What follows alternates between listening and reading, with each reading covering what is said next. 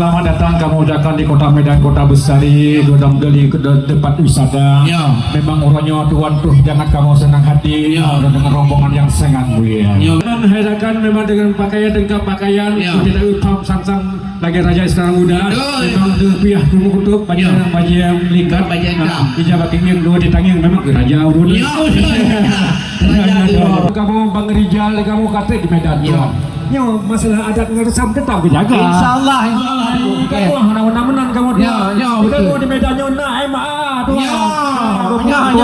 Macam-macam tuh. Ini kamu adat bapak tumur homo kau masih balai. Kau bang resam anak. Mati anu tunggu nak pajiran ya.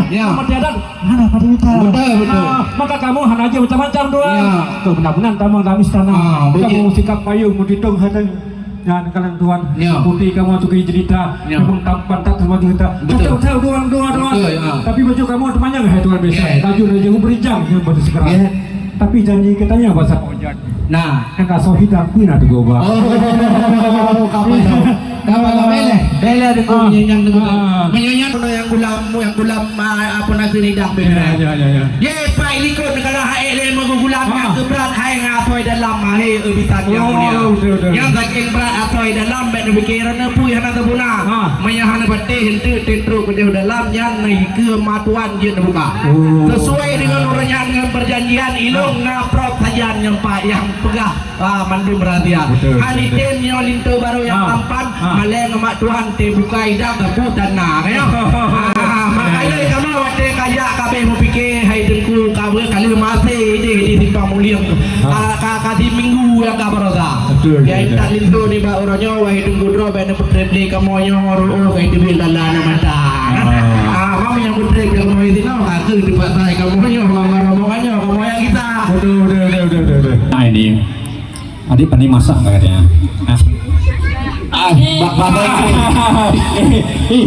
tuan jangan tuang sanksi ke anak kami ini sangat mulia, sangat murah hati dan berbudi baik pandai mengaji dan pandai membaca kalau tuan yang tuan sanksi soal masak luar biasa itu biji tidak perlu tuan kami jelaskan tuan ada rasa sendiri ya.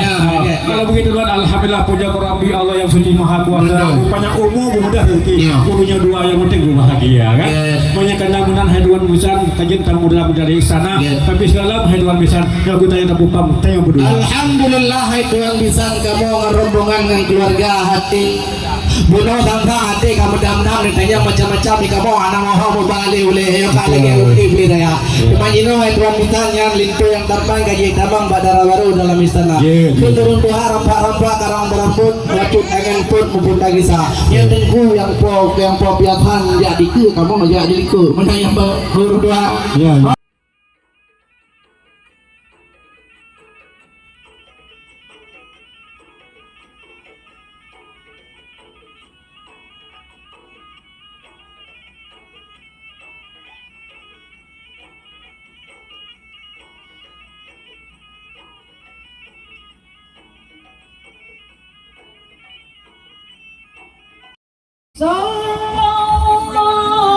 jalan